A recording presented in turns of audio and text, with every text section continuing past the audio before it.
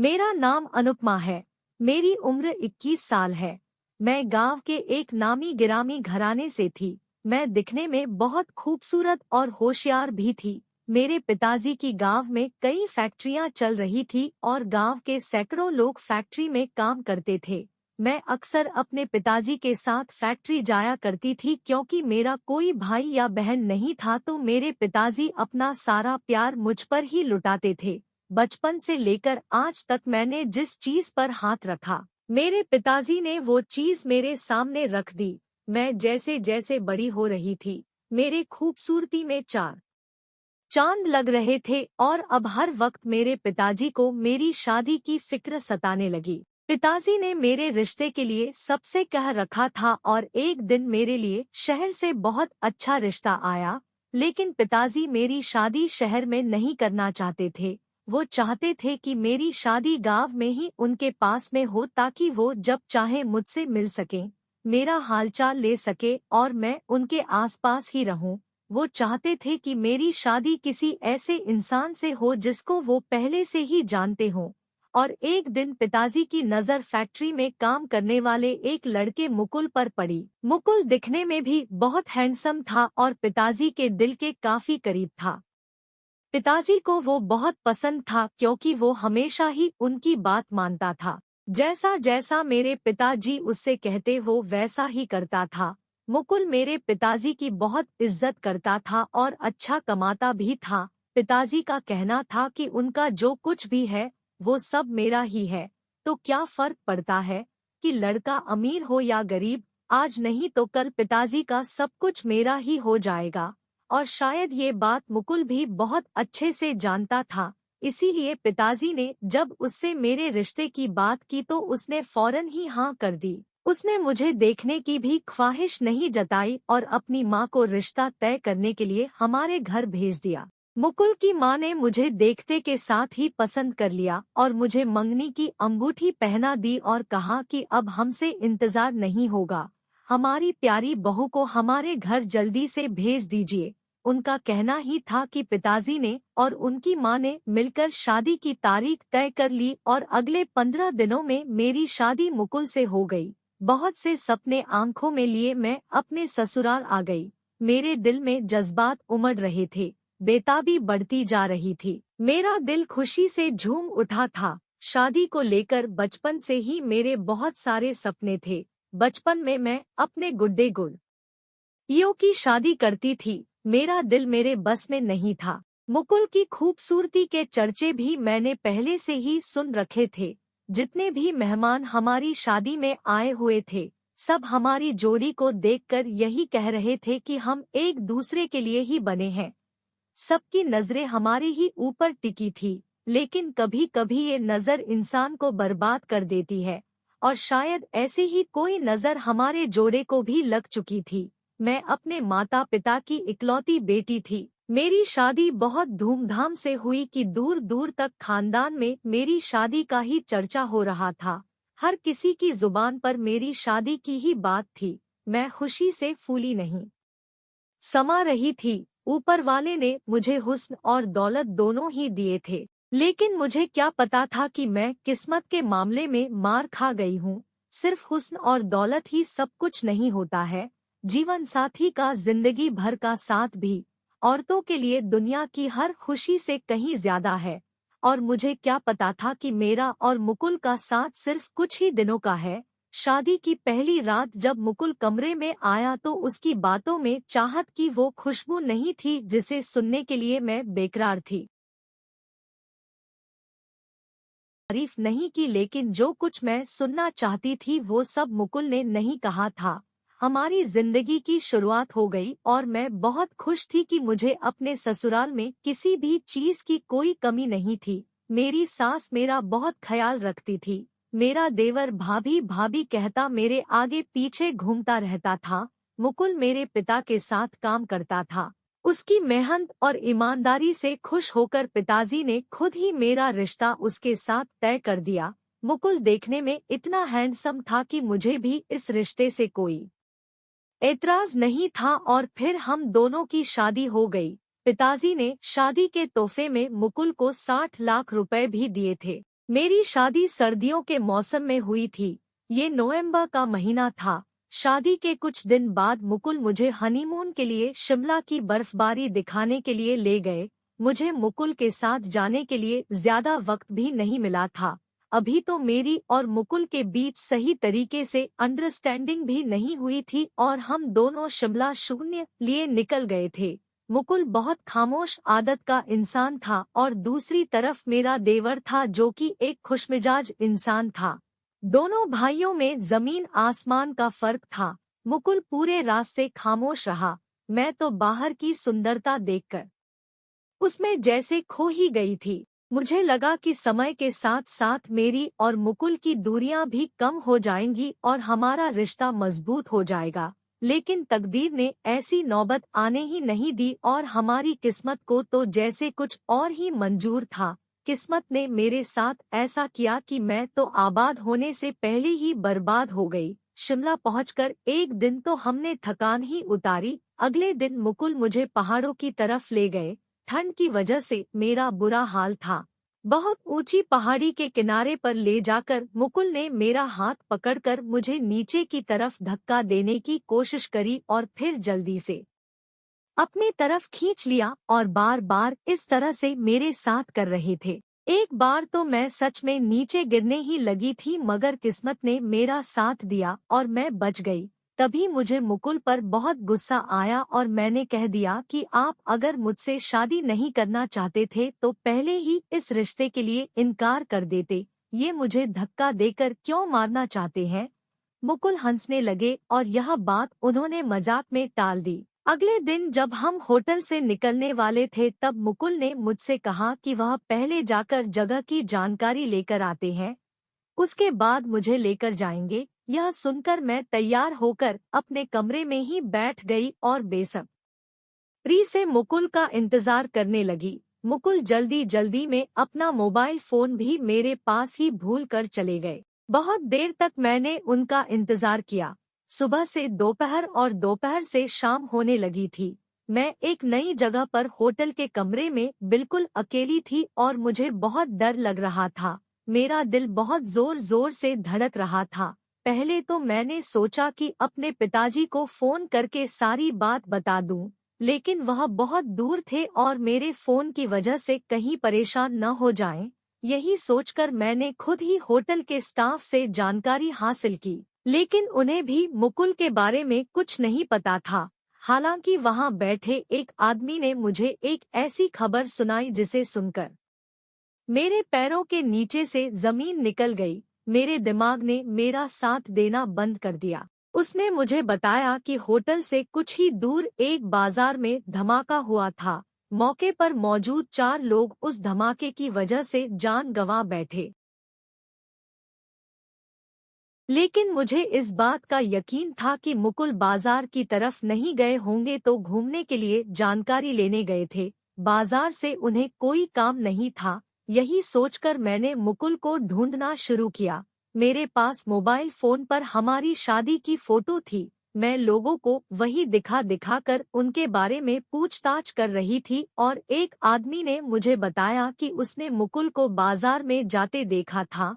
यह सुनकर तो मेरे होश ही उड़ गए। मैं फौरन बाजार की तरफ दौड़ी और पूरे इलाके में नाकाबंदी हो चुकी थी। वहां जाकर मैंने पुलिस वालों को मुकुल की फोटो दिखा दिखाकर उसके बारे में पूछताछ शुरू कर दी और थोड़ी देर बाद एक पुलिस वाले ने मुझे एक पहचान पत्र दिया और कहा कि यह हमें इस जगह से मिला है। हमें यकीन है कि यह मरने वालों में से है। मैंने अपने हाथों में उस पहचान पत्र को ले लिया और उस पर मुकुल की तस्वीर देखते ही चक्कर खाकर गिर पड़ी। जब मुझे होश आया, यह सोचकर ही मैं फूट फूट कर रोने लगी कि 5 दिन की शादीशुदा जिंदगी के बाद अब मैं विधवा हो चुकी थी। मुकुल और मेरा साथ बस 7-8 दिन का था। पुलिस वालों ने मेरे घरवालों को खबर कर दी, उन्हें वहां बुलवा लिया और मैं अपनी माँ के साथ रोती धोती लुटी पिटी वापस अपने घर आ गई। जो लोग पहले मुझे देखकर मेरी किस्मत पर बातें बना रहे थे, अब वही लोग मुझे मनहूस कह रहे थे। मेरे बहुत से ससुराल वालों ने तो यहाँ तक कह दिया था कि मेरे कदम इतने मनहूस हैं कि मैं जीते जागते मुकुल को खा गई। बहुत से मेरे रिश्तेदारों ने सहानुभूति के नाम पर मेरे जख्मों पर नमक छिड़क दिया कि मेरी आत्मा तक छलनी हो गई। मैं दिमागी मरीज बनती जा रही थी। मैं हर वक्त सिर्फ अपने कमरे में बंद रहती। मैं न किसी के सामने आना चाहती थी और न ही किसी से बात करना चाहती थी। मैंने कई महीने अपने माता पिता के घर गुजारे। मेरी सास अक्सर मुझसे मिलने के लिए आ जाती। मेरी सास एक बहुत अच्छी औरत है। जवान बेटे की मौत के गम ने उनकी कमर तोड़कर रख दी थी, लेकिन उन्होंने मुझे इसके लिए कभी दोषी नहीं ठहराया। इस तरीके की मुझसे कोई बात नहीं की थी। जैसे दुनिया वाले गुस्सा कर रहे थे। वक्त किसी के लिए नहीं थमता। जाने वाले चले जाते हैं और पीछे रह जाने वाले दुनिया जाने वाले चले जाते हैं और पीछे रह जाने वाले दुनिया के रहमो करम पर होते हैं। जैसे कि मैं अभी इस वक्त जमाने की ठोकरों पर थी। जो भी मिलने के लिए आता वो मुकुल और मेरी शादी का किस्सा निकालकर बैठ जाता था। मुकुल की मौत को 9 महीने गुजर चुके थे और ये 9 महीने मेरे लिए सदियों के बराबर थे। एक दिन मेरी सास मुझसे मिलने के लिए आई और बातों बातों में मुझे मेरे देवर की शादी की बात बताने लगी। मेरे देवर का नाम अनिकेत था। अनिकेत उनका अब एक अकेला बेटा था और मुझे ये सुनकर बहुत खुशी हुई कि मेरी सास अनिकेत की शादी करना चाहती है। लेकिन उस समय मेरी हैरत की इंतहा थी जब उन्होंने अनिकेत की शादी मेरे साथ करने की बात कह दी। मुझे इस बात पर यकीन नहीं आया। दुनिया मुझे उनके बेटे की मौत का कसूरवार ठहरा रही थी और वो मुझे अपने दूसरे बेटे की बहू बनाने की सोच रही थी। अनिकेत मुझे भाभी भाभी कहकर बुलाता था और मेरे आसपास ही रहता, लेकिन मैंने कभी ये नहीं सोचा था कि एक दिन मुझे अनिकेत की पत्नी बनना पड़ेगा। मैंने तो साफ शब्दों में अपनी सास को इस रिश्ते के लिए इनकार कर दिया। अब दोबारा उसी घर में दुल्हन बनकर नहीं जा सकती थी। लेकिन फिर कुछ दिन बाद उन्होंने दोबारा यही बात की तो मेरे पिताजी ने सोच समझकर हामी भर ली। वो मुझे इस तरह बर्बाद होते नहीं देख सकते थे। मेरी हालत बहुत खराब रहने लगी थी और मेरे पिताजी चाहते थे कि मैं दोबारा अपना घर बसा लूं। वो अक्सर यही कहते थे कि मुकुल की मौत के जिम्मेदार तुम नहीं हो, बस ऊपर वाले ने उसकी जिंदगी इतनी ही लिखी थी। अनिकेत के रिश्ते की बात सुनकर उनके चेहरे पर कुछ रौनक आ गई थी, इसीलिए मैंने मजबूरन इस रिश्ते के लिए हाँ कर दी। मेरी सास अगले ही हफ्ते बारात लेकर आ गई और मैं अनिकेत की पत्नी बनकर उसके घर चली गई, जहां पहली बार मैं मुकुल की पत्नी बनकर गई थी। ऐसा नहीं था कि मुझे मुकुल से बेहद प्यार हो गया था, लेकिन शादी में कुछ ना कुछ तो ताकत जरूर होती है कि जीवन साथी अहम ही हो जाता है। मेरे साथ भी ऐसा ही हुआ था। शादी की रात जब अनिकेत कमरे में मेरे पास आया तो उसके चेहरे पर एक हल्की सी मुस्कुराहट थी। उसने मोहब्बत से मेरे हाथ को अपने हाथ में थाम लिया और कहने लगा कि वो मुझे जिंदगी की बहुत सारी खुशियां देना चाहता है, जो पहले मेरे हिस्से में नहीं आ सकी थी। वो पूरी दुनिया मेरे कदमों में रख देना चाहता था। अनिकेत ने मुझ पर अपनी मोहब्बत इस कदर निछावर कर दी कि मुझे बीते दिनों की यादें भूलने में ज्यादा समय नहीं लगा था। अनिकेत हर समय मेरे आसपास रहता था, मुझसे बहुत मोहब्बत करने लगा था। जब भी कोई मेरे खिलाफ एक शब्द भी कहता तो अनिकेत एक मजबूत ढाल की तरह मेरे साथ खड़ा रहता। अनिकेत में वो सारे गुण थे जो मैं मुकुल में ढूंढती थी। अनिकेत के अंदाज ने मेरा दिल जीत लिया था। मुझे पता ही नहीं चला कि कब मैं मुकुल को भूलकर अनिकेत की हो गई थी। हम दोनों एक बहुत अच्छी जिंदगी गुजार रहे थे, लेकिन अचानक एक बार फिर से मेरी दुनिया पलट गई। शायद किस्मत को भी मेरा एक और इम्तिहान लेना बाकी था। मैं तो अनिकेत के साथ पूरी तरह से खुश थी। फिर एक दिन मेरी जिंदगी में ऐसा तूफान आया जो मेरा सब कुछ बहाकर ले गया। पिताजी के साथ मुकुल की जगह अब अनिकेत ले चुका था और अनिकेत की माँ अब बीमार रहने लगी थी। ऐसे में सारे घर की जिम्मेदारी मैं अकेले ही संभालने लगी थी। और ऐसे ही एक शाम जब माँ अपने कमरे में सो रही थी और मैं आंगन में सफाई कर रही थी तो दरवाजे की बेल बजी। क्योंकि मैं आंगन में मौजूद थी इसीलिए मुझे बैल की आवाज सुनाई दी। जब मैंने दरवाजा खोला तो मेरे सामने मेरा पहला पति मुकुल खड़ा था। काफी देर तक तो मैं अपनी आंखों पर यकीन ही नहीं कर पा रही थी और जब मुझे अपनी आंखों पर यकीन आने लगा तो अपनी किस्मत पर यकीन नहीं आया। किस्मत ने मेरे साथ ये कैसा खेल खेला था। अचानक ही मुकुल मेरे सामने आकर खड़ा हुआ, जिसे मरा हुआ समझकर न जाने कितने दिन मैंने शोक मनाया था। जितनी हैरत मुझे उसे देखकर हुई थी, उतनी ही हैरत अनिकेत को भी हुई थी। मेरी तो जबान ने भी साथ देने से इनकार कर दिया था। मैं अनिकेत से बहुत कुछ पूछना चाहती थी, लेकिन एक शब्द पर मेरे मुंह से नहीं निकला।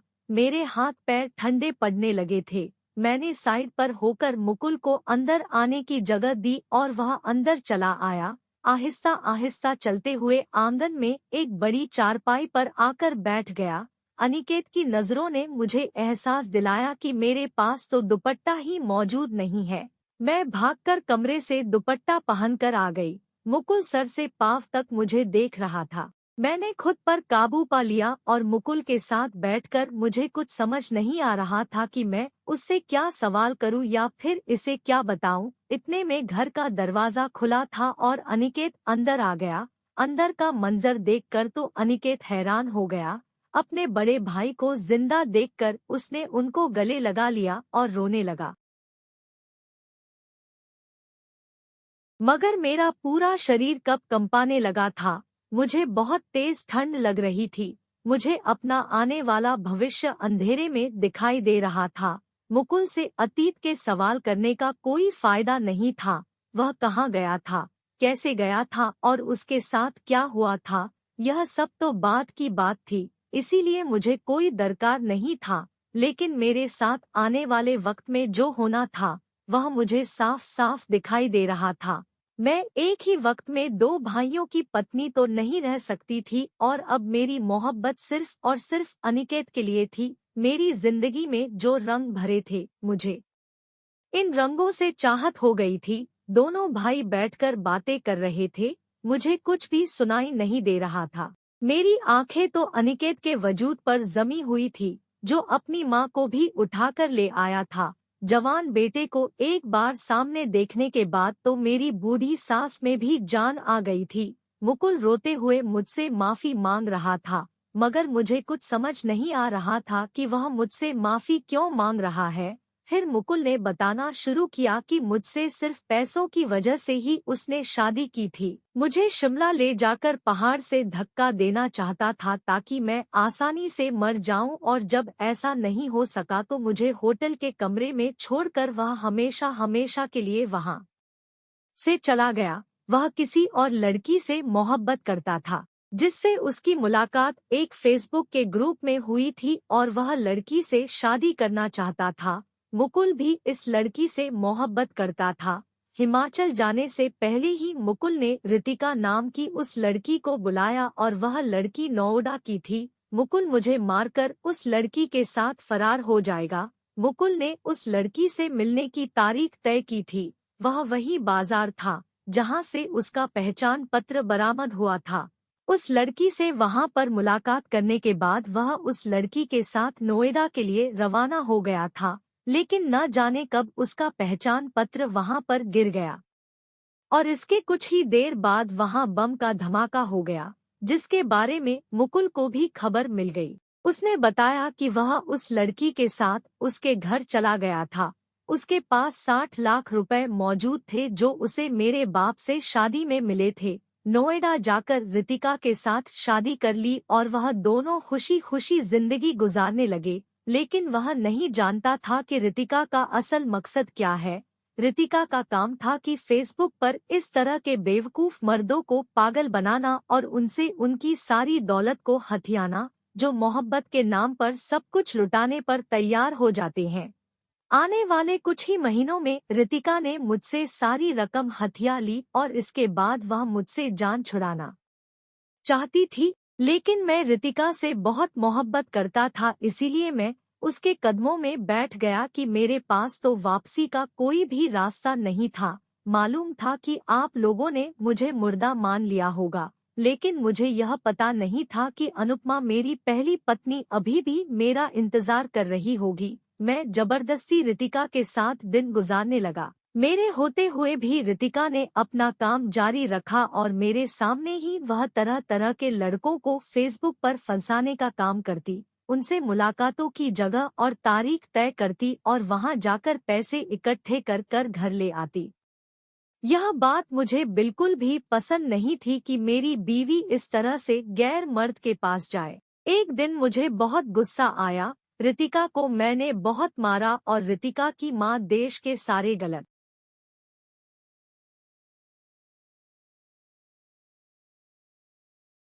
दिनों तक जेल में बंद रहा।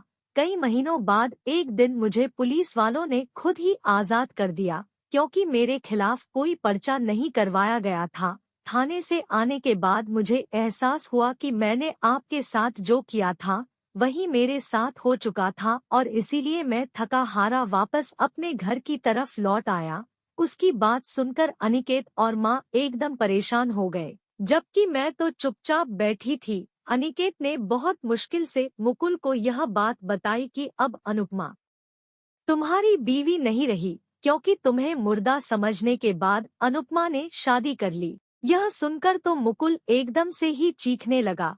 यह कैसे हो सकता है कि मैं जिंदा हूँ और तुमने मेरी पत्नी से शादी कर ली? अनुपमा अभी मेरी बीवी है। मुकुल की बात सुनकर मुझे एक झटका लगा और मैंने आगे बढ़कर उसके मुंह पर थप्पड़ मार दिया। उससे पूछा कि उस समय तुम्हें अपनी पत्नी का ध्यान नहीं आया जब तुम उसे पहाड़ी से धक्का देने लगे थे, और फिर जब तुम अपने मकसद में कामयाब न हुए तो उसे एक अनजान जगह पर सुबह सवेरे तन्हा छोड़कर एक दूसरी औरत की मोहब्बत में निकल गए थे। अगर तुम्हारे पीछे मेरे साथ कुछ ऐसा वैसा हो जाता तो या होता, क्या तुमने कभी सोचा है कि तुम्हारे बगैर मैंने ये दिन कैसे गुजारे? लोगों ने मेरे बारे में किस किस तरीके की बातें की। मेरी मनहूसियत तुम्हारी जिंदगी को खा गई, जबकि तुम तो अपनी महबूबा के साथ रंगलियां मनाने में बिजी थे और मुझ पर जिंदगी इतनी तंग कर दी गई कि मेरे लिए सांस लेना भी मुश्किल हो गया था। अगर अनिकेत मेरा हाथ न थामता तो शायद मैं आज अपने कमरे में ही कैद होती या फिर मर चुकी होती। मेरी हालत देखकर अनिकेत ने मुझे पीछे हटाया था। बहुत मुश्किल से अनिकेत ने मुझे संभाला और मुकुल जैसे स्वार्थी और बेवफा इंसान से मुझे घिन आ रही थी, जिसकी मां अपने जवान बेटे के दुख में बिस्तर पर लगी थी और वह हमें यहाँ बैठकर अपने मोहब्बत की कहानी सुना रहा था। कुछ ही देर में ही खबर सारे जहां में फैल गई कि मुकुल वापस लौट आया है, और वही लोग जो मुझे मनहूस का किरदार दे रहे थे अब मेरे बारे में तरह तरह की बातें कर रहे थे कि मैं किसकी बीवी हूँ और किसके साथ रहूंगी। सबके जुबान पर बस एक ही बात थी कि मुकुल लौट आया है। अब मुझे अनिकेत से अलग होना पड़ेगा और मुकुल के साथ एक बार फिर से एक नई जिंदगी की शुरुआत करनी चाहिए। अनिकेत भी सारे मामले में बहुत ज्यादा परेशान हो चुका था, क्योंकि मैं और अनिकेत एक दूसरे के साथ बहुत खुश थे और अच्छी जिंदगी गुजार रहे थे, और अब मुकुल की हमारी जिंदगी में कोई जगह नहीं थी। अनिकेत ने सारे मामले को अपने एक दोस्त को बताया जो कि एक वकील था। उसने कहा कि अगर अनिकेत मेरे साथ रहना चाहता है तो मुकुल से मुझे तलाक लेनी होगी और तब तक हम दोनों को अलग रहना पड़ेगा, उसके बाद हम एक साथ रह सकते हैं। अनिकेत ने जब यह बात मुकुल को बताई तो वह बहुत ज्यादा स्वार्थी हो गया और उसने मुझे तलाक देने से मना कर दिया। लेकिन मैं किसी भी सूरत में मुकुल के साथ अब अपनी जिंदगी नहीं बिताना चाहती थी, इसीलिए मैं अपना सारा सामान उठाकर वहां से अपने मायके चली गई। एक बार फिर मेरे माता पिता पर कयामत गुजरी थी। वह सारे मसले को ठीक करने की कोशिश कर रहे थे और इसीलिए मेरे पिताजी ने मुकुल को बुलाकर एक अच्छी रकम पेश की और इसके बदले में मेरी आज़ादी को कहा। मेरे पिताजी को मुकुल की फितरत अब समझ में आ गई थी। बस कुछ पैसों पर ही बिकने वाला इंसान था वह। मेरे पापा से 70 लाख रुपए लेकर मुकुल ने मुझे आज़ाद कर दिया। इसके बाद अनिकेत दरवाजे पर आया और मैं उसके साथ उसकी दुल्हन बनकर चली गई। मुकुल घर छोड़कर जा चुका था और अब अनिकेत और मैं एक साथ बहुत अच्छी जिंदगी गुजार रहे थे। अब जाकर मुझे और मेरे माता पिता को यह बात समझ आई कि इंसान जैसा दिखाई देता है वह वैसा नहीं होता, और मेरे माता पिता ने भी मुझसे अपनी इस गलती की माफी मांगी कि उन्होंने मुकुल की फितरत देखकर मेरा उसके साथ रिश्ता तय कर दिया, जबकि अंदर से वह एक खोखला इंसान था। आखिर में मैं बस इतना ही कहूंगी कि बेटियां इतनी बेमेल नहीं होती कि 4 दिन के जान पहचान पर उनकी पूरी जिंदगी दांव पर लगा दी जाए। अपनी बेटी को किसी भी ऐसे इंसान के हवाले न करे और अच्छे तरीके से छानबीन कर ले, यह जानने की अगला व्यक्ति इंसान है या हैवान। दोस्तों, उम्मीद करती हूँ आपको हमारी कहानी पसंद आई होगी। कहानी पसंद आई है तो वीडियो को लाइक करें। चैनल पर नए हैं तो चैनल को सब्सक्राइब करें और नोटिफिकेशन बेल को जरूर दबाएं ताकि अगली अपडेट सबसे पहले आपको मिले। धन्यवाद।